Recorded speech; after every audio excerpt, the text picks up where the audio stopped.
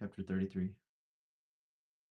More than once did Elizabeth, in her ramble within the park, unexpectedly meet Mr. Darcy. She felt all the pers- perverseness of the mischance that should bring him where no one else was brought, and to prevent its ever happening again, took care to inform him at first that it was a favorite haunt of hers. How it could occur a second time, therefore, was very odd. Yet it did, and even a third. It seemed like wilful ill nature, or a voluntary penance, for on these occasions it was not merely a few formal inquiries and an awkward pause and then away, but he actually thought it necessary to turn back and walk with her. He never said a great deal, nor did she give herself the trouble of talking or of listening much, but it struck her in the course of their third rencontre that he was asking some odd, unconnected questions about her pleasure in being at Hunsford, her love of solitary walks, and her opinion of Mr. and Mrs. Collins's happiness, and that in speaking of Rosings and her not perfectly understanding the house, he seemed to expect that whenever she came into Kent again, she would be staying there too. His words seemed to imply it. Could he have Colonel Fitzwilliam in his thoughts, she supposed? If he meant anything, he must mean an allusion to what might arise in that quarter. It distressed her a little, and she was quite glad to find herself at the gate in the pales opposite the parsonage. She was engaged one day as she walked in perusing Jane's last letter and dwelling on some passages which proved that Jane had not written in spirits, when, instead of being again surprised by Mr. Darcy, she saw on looking up that Colonel Fitzwilliam was meeting her. Putting away the letter immediately, and forcing a smile, she said, "I did not know before that you ever walked this way. I have been making the tour of the park," he replied, "as I generally do every year, and intend to close it with a call at the parsonage. Are you going much further?" "No, I should have turned in a moment." And accordingly she did turn, and they walked towards the parsonage together. "Do you certainly leave Kent on Saturday?" said she. "Yes, if Darcy does not put it off again, but I am at his disposal. He arranges the business just as he pleases, and if not able to please himself in the arrangement, he has at least pleasure in the great power of choice. I do not know anybody who seems more to enjoy the power of doing what he likes than Mr. Darcy. He likes to have his own way very well," replied Colonel Fitzwilliam, "but so we all do. It is only that he has better means of having it than many others, because he is rich and many others are poor. I speak feelingly. A younger son, you know, must be injured to self denial and dependence. In my opinion, the younger son of an earl can know very little of either. Now, seriously, what have you ever known of self denial and dependence? And dependence? When have you been prevented by want of money from going wherever you chose, or procuring anything that you had a fancy for? These are home questions, and perhaps I cannot say that I have experienced many hardships of that nature, but in matters of greater weight, I may suffer from want of money. Younger sons cannot marry where they like, unless where they like women of fortune, which I think they very often do. Our habits of expense make us too dependent, and there are not many in my rank of life who can afford to marry without some attention to money. Is this, thought Elizabeth, meant for me? And she colored at the idea, but, recovering herself, said in a lively tone, "And pray, what is the usual price of an earl's younger son, unless the elder brother is very sickly? I suppose you would not ask above £50,000. He answered her in the same style, and the subject dropped. To interrupt a silence which might make him fancy her affected with what had passed, she soon afterwards said, "I imagine your cousin brought you down with him chiefly for the sake of having someone at his disposal. I wonder he does not marry to secure a lasting convenience of that kind, but perhaps his sister does as well for the present, and as she is under his sole care, he may do what he likes with her. No, said Colonel Fitzwilliam, that is an advantage which he must divide with me. I am joined with him in the guardianship of Miss Darcy. Are you indeed? And pray, what sort of guardians do you make? Does your charge give you much trouble? Young ladies of her age are sometimes a little difficult to manage, and if she has the true Darcy spirit, she may like to have her own way. As she spoke, she observed him looking at her earnestly, and the manner in which he immediately asked her why she supposed Miss Darcy likely to give them any uneasiness convinced her that she had somehow or other got pretty near the truth. She directly replied, "You need not be frightened. I never heard any harm of her, and I dare say she is one of the most tractable creatures in the world. She is a very great favorite with some ladies of my acquaintance, Mrs. Hurst and Miss Bingley. I think I have heard you say that you know them. I know them a little. Their brother is a pleasant, gentlemanlike man. He is a great friend of Darcy's." "Oh, yes," said Elizabeth drearily. "Mr. Darcy is uncommonly kind to Mr. Bingley, and takes a prodigious deal of care of him. Care of him. Yes, I really believe Darcy does take care of him in those points where he most wants care. From something that he told me in our journey hither, I have reason to think Bingley very much indebted to him. But I ought to beg his pardon, for I have no right to suppose that Bingley was the person meant. It was all conjecture." "What is it you mean?" "It is a circumstance which Darcy could not wish to be generally known, because if it were to get round to the lady's family, it would be an unpleasant thing. You may depend upon my not mentioning it. And remember that I have not much reason for supposing it to be Bingley. What he told me was merely this, that he congratulated himself on having lately saved a friend from the inconveniences of a most imprudent marriage, but without mentioning names or any other particulars, and I only suspected it to be Bingley from believing him the kind of young man to get into a scrape of that sort, and from knowing them to have been together the whole of last summer." "Did Mr. Darcy give you reasons for this interference?" "I understood that there were some very strong objections against the lady. And what arts did you use to separate them?" "He did not talk to me of his own arts," said Fitzwilliam, smiling. "He only told me what I have now told you." Elizabeth made no answer, and walked on, her heart swelling with indignation. After watching her a little, Fitzwilliam asked her why she was so thoughtful. "I am thinking of what you have been telling me," said she. "Your cousin's conduct does not suit my feelings. Why was he to be the judge? You are rather disposed to call his interference officious. I do not see what right Mr. Darcy had to decide on the propriety of his friend's inclination, or why, upon his own judgment alone, he was to determine and direct in what manner his friend was to be happy. But," she continued, recollecting herself, "as we know none of the particulars, it is not fair to condemn him. It is not to be supposed that there was much affection in the case."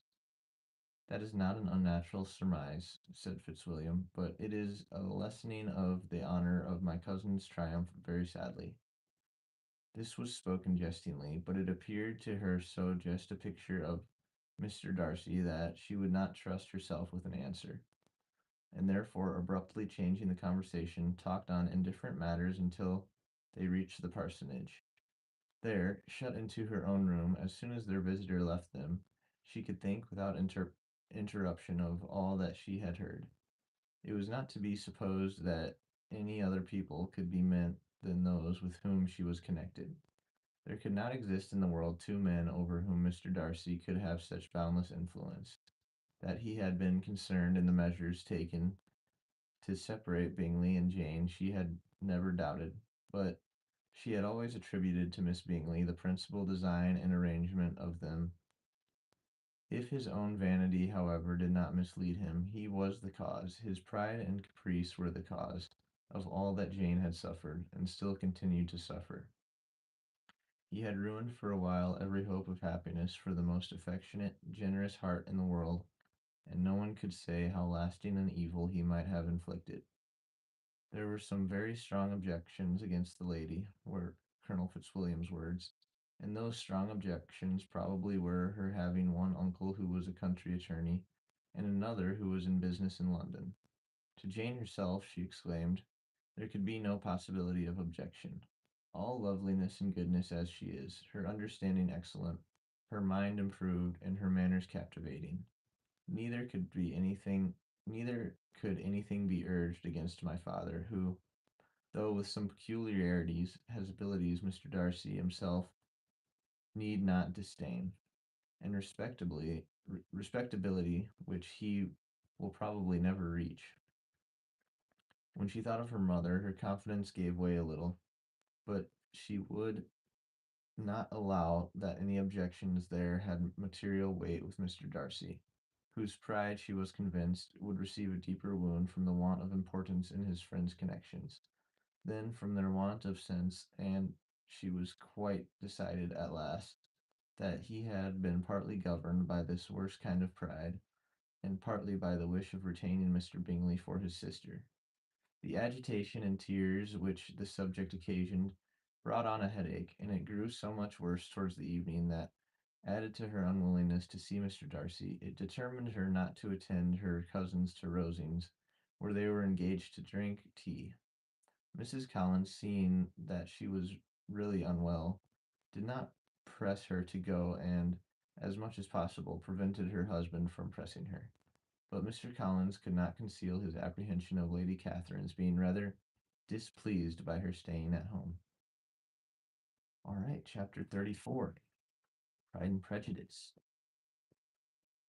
Chapter 34.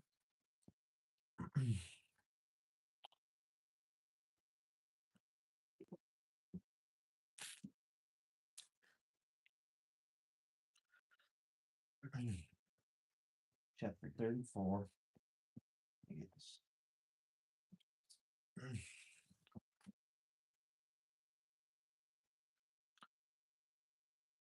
When when they were gone, Elizabeth, as if intending to exasperate herself as much as possible against Mr. Darcy, chose for her employment the examination of all the letters which Jane had written to her since her being in Kent. They contained no actual complaint, nor was there any revival of past occurrences, or any communication of present suffering, but in all, and in almost every line of which there was a want of that cheerfulness which had been used to characterize her style, and which, proceeding from the serenity of a mind at ease with itself and kindly disposed towards everyone, had been scarcely ever clouded. Elizabeth noticed every sentence conveying the idea of uneasiness, with an attention which it had hardly received on the first perusal. Mr. Darcy's shameful boast of what misery he had been able to inflict gave her a keener sense of her sister's suffering.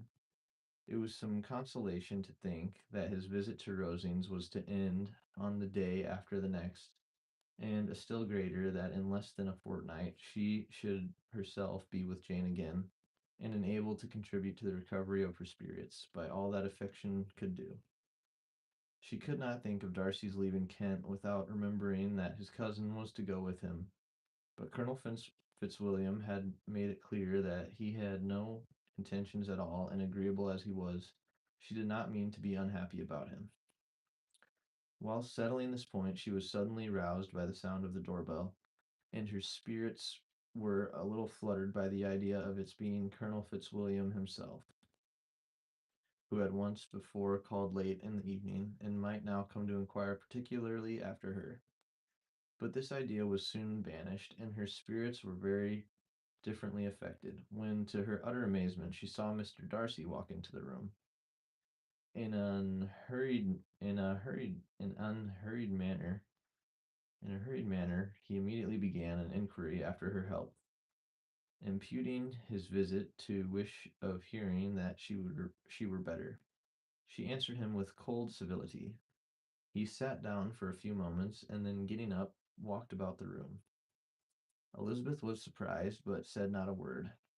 After a silence of several minutes, he came towards her in an agitated manner, and thus began: "In vain I have struggled. It will not do. My feelings will not be repressed. You must allow me to tell you how ardently I admire and love you." Elizabeth's astonishment was beyond expression. She stared, colored, doubted, and was silent. This he considered sufficient encouragement, and the avowal of all that he felt and had long felt for her immediately followed. He spoke well, but there were feelings besides those of the heart to be detailed, and he was not more eloquent on the subject of tenderness than of pride. His sense of her inferiority, of its being a degradation, of the family obstacles which had always opposed to inclination, were dwelt on with a warmth which seemed due to the consequence he was wounding, but was very unlikely to recommend his suit. In spite of her deeply rooted dislike, she could not be insensible to the compliment of such a man's affection, and though her intentions did not vary for an instant, she was at first sorry for the pain he was to receive, till, roused to resentment by his subsequent language, she lost all compassion and anger. She tried, however, to compose herself, to answer him with patience. When he when he should have done, he concluded with representing to her the strength of that attachment which, in spite of all his endeavors, he had found impossible to conquer, and with expressing his hope that it would now be rewarded by her acceptance of his hand. As he said this, she could easily see that he had no doubt of a favorable answer. He spoke of apprehension and anxiety, but his countenance expressed real security. Such a circumstance could only exasperate farther, and when he ceased, the color rose into her cheeks, and she said, "In such cases as this, it is, I believe, the established mode to express a sense of obligation for the sentiments avowed, however unequally they may be returned. It is natural that obligation should be felt, and if I could feel gratitude, I would now thank you. But I cannot. I have never desired your good opinion, and you have certainly bestowed it most unwillingly. I am sorry to have occasioned pain to anyone. It has been most unconsciously done, however, and I hope will be of short duration. The feelings of which you tell me have long prevented the acknowledgment of your regard, can have little difficulty in overcoming it after this explanation." Mr. Darcy, who was leaning against the mantelpiece with his eyes fixed on her face, seemed to catch her words with no less resentment than surprise. His complexion became pale with anger, and the disturbance of his mind was visible in every feature. He was struggling for the appearance of composure, and would not open his lips till he believed himself to have attained it. The pause was to Elizabeth's feelings dreadful. At length, with a voice of forced calmness, he said, "And this is all the reply which I am to have the honor of expecting. I might perhaps wish to be informed why, with so little endeavor at civility, I am thus rejected, but it is of small importance."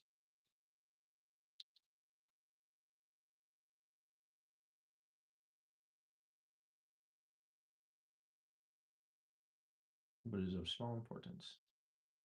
I am thus rejected, but it is of small importance. "I might as well inquire," replied she, "why, with so evident a desire of offending and insulting me, you chose to tell me that you liked me against your will, against your reason, and even against your character. Was not this some excuse for incivility if I was uncivil? But I have other provocations. You know I have. Had not my feelings decided against you, had they been indifferent, or had they even been favorable, do you think that any consideration would tempt me to accept the man who has been the means of ruining, perhaps forever, the happiness of a most beloved sister? Of a most beloved sister?" As she pronounced these words, Mr. Darcy changed color, but the emotion was short, and he listened without attempting to interrupt her while she continued. "I have every reason in the world to think ill of you. No motive can excuse the unjust and ungenerous part you acted there. You cannot deny that you have been the principal, if not the only means of dividing them from each other. of exposing one to the censure of the world for caprice and instability, and the other to its derision for disappointed hopes, and involving them both in misery of the acutest kind. She paused, and saw with no slight indignation that he was listening with an air which proved him wholly unmoved by any feeling of remorse. He even looked at her with a smile of affected incredulity. Incredulity. Incred. Incredulity? Can you deny that you have done it? She repeated. With assumed tranquillity, he then replied, I have no wish of denying that I did everything in my power to separate my friend from your sister, or that I rejoice in my success. Towards him, I have been kinder than towards myself. Elizabeth disdained the appearance of noticing this civil reflection, but its meaning did not escape, nor was it likely to conciliate her. But it is not merely this affair, she continued, on which my dislike is founded. Long before it had taken place, my opinion of you was decided. Your character was unfolded in the recital which I received many months ago from Mr. Wickham. On this subject, what can you have to say? In what imaginary act of friendship can you here defend yourself? Or under what misrepresentations can you here impose upon others? You take an eager interest in that gentleman's concerns, said Darcy, in a less tranquil tone, and with a heightened color. Who that knows what his misfortunes have been can help feeling an interest in it? His misfortunes, repeated Darcy contemptuously. Yes, his misfortunes have been great indeed. And of your infliction, cried Elizabeth with energy, you have reduced him to his present state of poverty, comparative poverty. You have withheld the advantages which you must know to have been designed for him.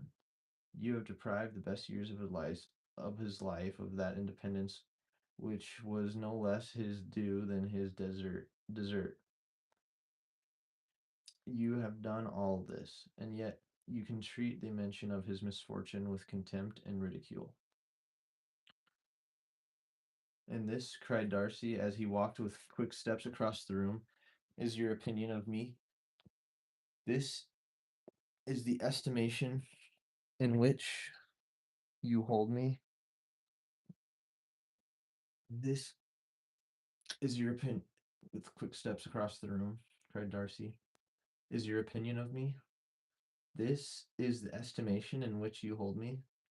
I thank you for explaining it so fully. My faults, according to this calculation, are heavy indeed. But perhaps, added he, stopping in his walk and turning towards her, these offenses might have been overlooked had not your pride been hurt by my honest confession of the scruples that had long prevented my forming any serious design. These bitter accusations might have been suppressed had I, with greater policy, concealed my struggles and flattered you into the belief of my being impelled by unqualified, unalloyed inclination, by reason, by reflection, by everything. But disguise of every sort is my abhorrence. Nor am I ashamed of the feelings I related. They were natural and just. Could you expect me to rejoice in the inferiority of your connections, to congratulate myself on the hope of relations whose condition in life is so decidedly beneath my own? Elizabeth felt herself growing more angry every moment, yet she tried to the utmost to speak with composure when she said, You are mistaken, Mr. Darcy, if you suppose that the mode of your declaration affected me in any other way than as it spared me the concern which I might have felt in refusing you, had you behaved in a more gentlemanlike manner. She saw him start at this, but he said nothing, and she continued, You could not have made the offer of your hand in any possible way that would have tempted me to accept it. Again his astonishment was obvious, and he looked at her with an expression of mingled incredulity and mortification. She went on. Incredulity and mortification. She went on. From the very beginning, from the first moment, I may almost say, of my acquaintance with you, your manners impressing me with the fullest belief of your arrogance, your conceit and your selfish disdain of the feelings of others were such as to form the groundwork of disapprobation on which succeeding events have built so immovable a dislike, and I had not known you a month before I felt that you were the last man in the world whom I could ever be prevailed on to marry. You have said quite enough, madam. I perfectly comprehend your feelings, and have now only to be ashamed of what my own have been. Forgive me for having taken up so much of your time, and accept my best wishes for your health and happiness. And with these words he hastily left the room, and Elizabeth heard him the next moment open the front door and quit the house. The tumult of her mind was now painfully great. She knew not how to support herself, and from actual weakness sat down and cried for half an hour.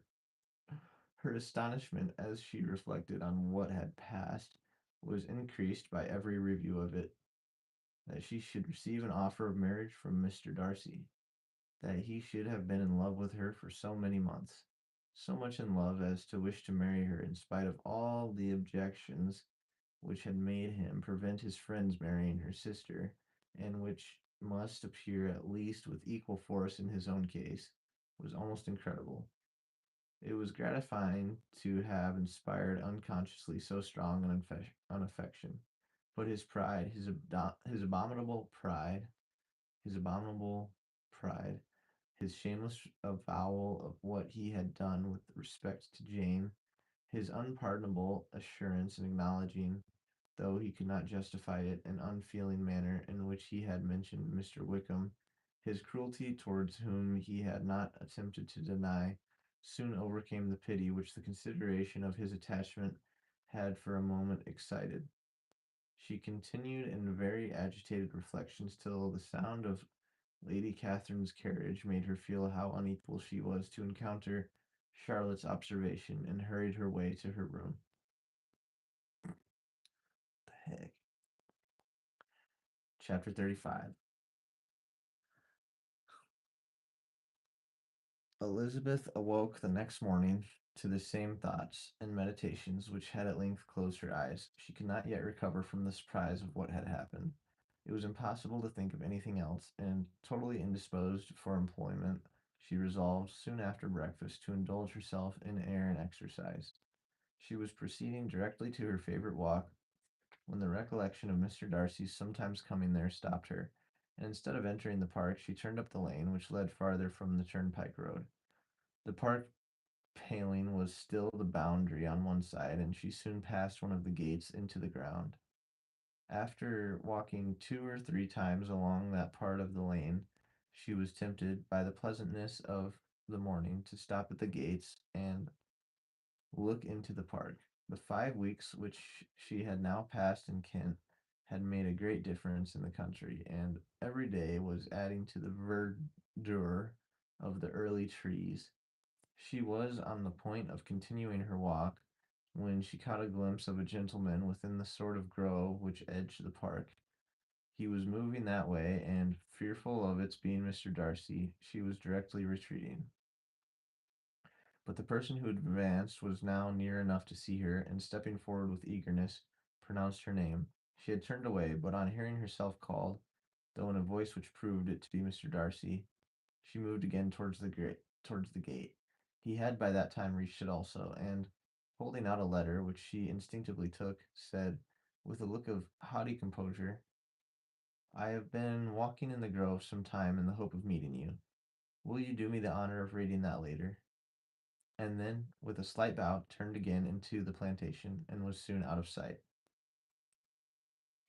What the fuck? I mean, sorry. With no was soon out of sight.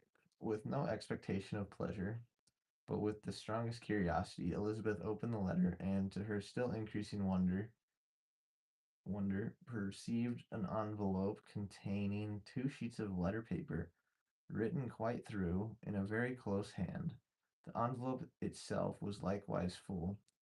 Pursuing her way along the lane, she then began it. It was dated from Rosings at 8 o'clock in the morning, and was as follows: "Be not alarmed, madam, on receiving this letter, by the apprehension of its containing any repetition of those sentiments, or renewal of those offers which were last night so disgusting to you? I write without any intention of paining you or humbling myself by dwelling on wishes which, for the happiness of both, cannot be too soon forgotten, and the effort which the formation and the perusal of this letter must occasion should have been spared, had not my character required it to be written and read. You must written and read. You must therefore pardon the freedom with which I demand your attention. Your feelings, I know, will bestow it unwillingly, but I demand it of your justice. Two offenses of a very different nature, and by no means of equal magnitude, you last night laid to my charge. The first mentioned was that, regardless of the sentiments of either, I had detached Mr. Bingley from your sister, and the other, that I had, in defiance of various claims, in defiance of honor and humanity, ruined the immediate prosperity and blasted the prospects of Mr. Wickham. Wilfully and wantonly to have thrown off the companion of my youth, an acknowledged favorite of my father, a young man who had scarcely any other dependence than on our patronage, and who had been brought up to expect its exertion, would be a depravity to which the separation of two young persons, whose affection could be the growth of only a few weeks, could bear no comparison. But from the severity of that blame which was last night so liberally bestowed respecting each circumstance, I shall hope to be in the future secured when the following account of my actions and their motives has been read. If, in the explanation of them which is due to myself, I am under the necessity of relating feelings which may be offensive to yours, I can only say that I am sorry. The necessity must be obeyed, and further apology would be absurd. I had not been long in Hertfordshire before I saw, in common with others, that Bingley preferred your elder sister to any other young woman in the country. But it was not till the evening of the dance at Netherfield that I had any apprehension of his feeling a serious attachment. I had often seen him in love before. At that ball, while I had the honor of dancing with you, I was first made acquainted by Sir William Lucas's accidental information that Bingley's attentions to your sister had given rise to a general expectation of their marriage. He spoke of it as a certain event of which the time alone could be undecided. From that moment I observed my friend's behavior attentively, and I could then perceive that his partiality for Miss Bennet was beyond what I had ever witnessed in him. Your sister I also watched. Her look and manners were open, cheerful, and engaging as ever, but without any symptom of peculiar regard, and I remained convinced from the evening's scrutiny that though she received his attentions with pleasure, she did not invite them by any participation of sentiment. If you have not been mistaken here, I must have been in error. Your superior knowledge of your sister must make the latter probable. If it be so, if I have been misled by such error to inflict pain on her, your resentment has not been unreasonable. But I shall not scruple to assert that the serenity of your sister's countenance and air was such as might have given the most acute observer a conviction that, however amiable her temper, her heart was not likely to be easily touched. That I was desirous of believing her indifferent is certain, but I will venture to say that my investigation and decisions are not usually influenced by my hopes or fears. I did not believe her to be indifferent because I wished it. I believed it on impartial conviction as truly as I wished it in reason. My objections to the marriage were not merely those which I last night acknowledged to have the utmost force of passion to put aside in my own case. The want of connection could not be so great an evil to my friend as to me. But there were other causes of repugnance, causes equal which, though still existing, and existing to an equal degree in both instances, I had myself endeavored to forget, because they were not immediately before me. These causes must be stated, though briefly. The situation of your mother's family, though objectionable, was nothing in comparison to that total want of propriety so frequently, so almost uniformly betrayed by herself, by your three younger sisters, and occasionally even by your father.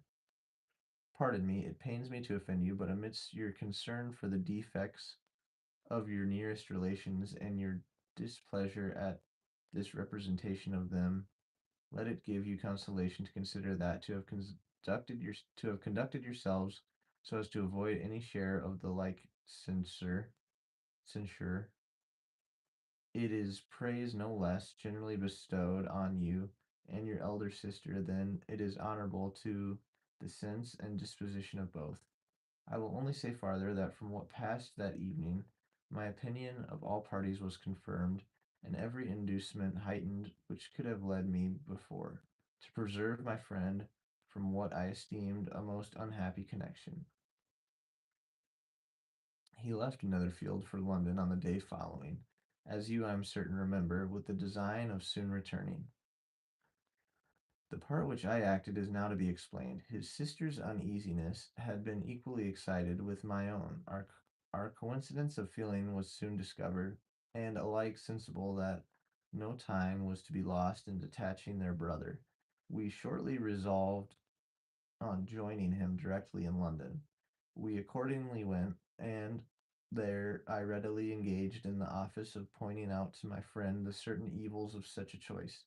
I described and enforced them earnestly, but however this remonstrance might have staggered or delayed his determination, I do not suppose that it would ultimately have prevented the marriage, had it not been seconded by the assurance that I hesitated not in giving of your sister's indifference. He had before believed her to return his affection with sincere if not equal regard. But Bingley was great natural modesty, with a stronger dependence on my judgment than on his own. To convince him, therefore, that he had deceived himself was no very difficult point. To persuade him against returning into Hertfordshire, when that conviction had been given, was scarcely the work of a moment. I cannot blame myself for having done thus much. There is but one part of my conduct in the whole affair on which I do not reflect with satisfaction. It is that I condescended to adopt the measures of art so far as to conceal from him your sister's being in town. I knew it myself, as it was known to Miss Bingley, but her brother is even yet ignorant of it. That they might have met without ill consequence is perhaps probable, but his regard did not appear to me enough extinguished for him to see her without some danger. Perhaps this concealment, this disguise was beneath me. It is done, however, and it was done for the best. On this subject I have nothing more to say, no other apology to offer. If I have wounded your sister's feelings, it was unknowingly done, and though the motives which governed me may to you very well naturally appear insufficient, I have not yet learned to condemn them. With respect to that other, more weighty accusation of having injured Mr. Wickham, I can only refute it by laying before you the whole of his connection with my family. Of what he has particularly accused me, I am ignorant, but of the truth of what I shall relate, I can summon more than one witness of undoubted veracity. Mr. Wickham is the son of a very respectable man who had for many years the management of all the Pemberley estates, and whose good conduct in the discharge of his trust naturally inclined my father to be of service to him, and on George Wickham, who was his godson. His kindness was therefore liberally bestowed.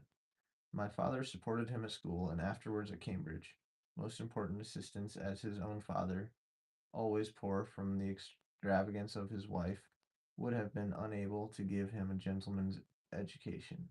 My father was not only fond of this young man's society, whose manners were always engaging, he had also the highest opinion of him, and hoping the church would be his profession, intended to provide for him in it.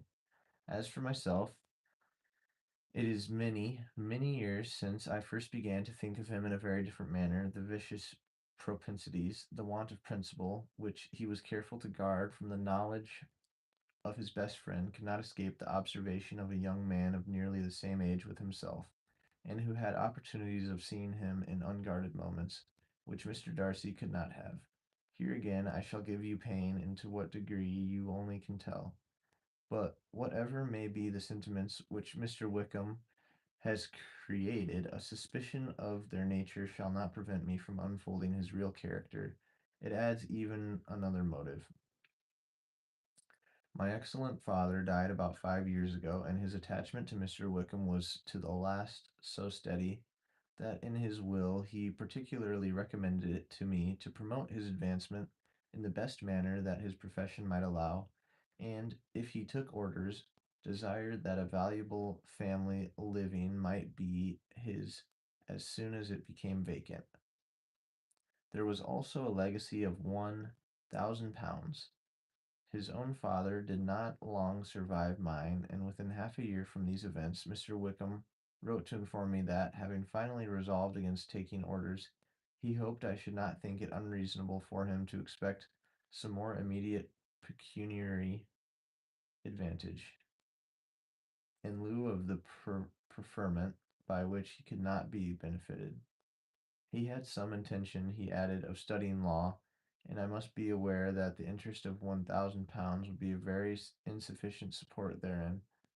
I rather wished than believed him to be sincere, but at any rate was perfectly ready to accede to his proposal. I knew that Mr. Wickham ought not to be a clergyman. The business was therefore soon settled. He resigned all claim to assistance in the church, where it were to assistance in the church, were it possible that he could ever be in a situation to receive it, and accepted in return £3,000. All connection between us seemed now dissolved. I thought too ill of him to invite him to Pemberley or admit his society in town. In town, I believe he chiefly lived, but his study in the law was a mere pretense, and being now free from all restraint, his life was a life of idleness and dissipation. For about 3 years I heard little of him, but on the decease of the incumbent of the living which had been designed for him, he applied to me again by letter for the presentation. His circumstances, he assured me, and I had no difficulty in believing it, were exceedingly bad. He had found the law a most unprofitable study, and was now absolutely resolved on being ordained, if I would present him to the living in question, of which he trusted there could be little doubt, as he was well assured that I had no other person to provide for, and I could not have forgotten my revered father's intentions. You will hardly blame me for refusing to comply with this entreaty, or for resisting every repetition to it. His resentment was in proportion to the distress of his circumstances, and he was doubtless as violent in his abuse of me to others as in his reproaches to myself. After this period, every appearance of acquaintance was dropped. How he lived I know not, but last summer he was again most painfully obtruded on my notice. I must now mention a circumstance which I would wish to forget myself, and which no obligation less than the present should induce me to unfold to any human being. Having said thus much, I feel no doubt of your secrecy. My sister, who is more than 10 years my junior, was left to the guardianship of my mother's nephew, Colonel Fitzwilliam, and myself. About a year ago she was taken from school, and an establishment formed for her in London, and last summer she went with the lady who presided over it to Ramsgate, and thither also went Mr. Wickham, undoubtedly by design, for there proved to have been a prior acquaintance between him and Mrs. Young,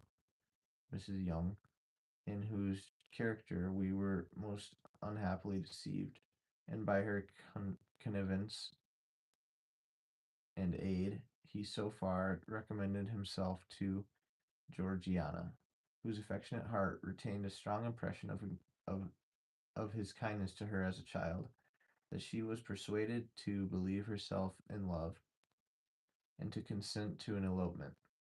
She was then but 15, which must be her excuse, and after stating her imprudence, I am happy to add that I owed the knowledge of it to herself. I joined them unexpectedly a day or two before the intended elopement, and then Georgiana, unable to support the idea of grieving and offending a brother whom she almost looked up to as a father, acknowledged the whole to me. You may imagine what I felt and how I acted. Regard for my sister's credit and feelings prevented any public exposure, but I wrote to Mr. Wickham, who left the place immediately, and Mrs. Young was of course removed from her charge. Mr. Mr. Wickham's chief object was unquestionably my sister's fortune, which is 30,000 pounds. But I cannot help supposing that the hope of revenging himself on me was a strong inducement. His revenge would have been complete indeed. This, madam, is a faithful narrative of every event in which we have been concerned together, and if you do not absolutely reject it as false, you will, I hope, acquit me henceforth of cruelty towards Mr. Wickham. I know not in what manner, under what form of falsehood he had imposed on you, but his success is not perhaps to be wondered at. Ignorant as you previously were of everything concerning either, detection could not be in your power, and suspicion certainly not in your inclination. You may possibly wonder why all this was not told you last night, but I was not then master enough of myself to know what could or ought to be revealed. For the truth of everything here related, I can appeal more particularly to the testimony of Colonel Fitzwilliam, who, from our relationship and constant intimacy, and still more as one of the executors of my father's will, has been unavoidably acquainted with every particular of these transactions. If your abhorrence of me should make my assertions valueless, you cannot be prevented by the same cause from confiding in my cousin, and that there may be possibility of consulting him. I shall endeavor to find some opportunity of putting this letter in your hands in the course of the morning. I will only add, God bless you, Fitzwilliam Darcy.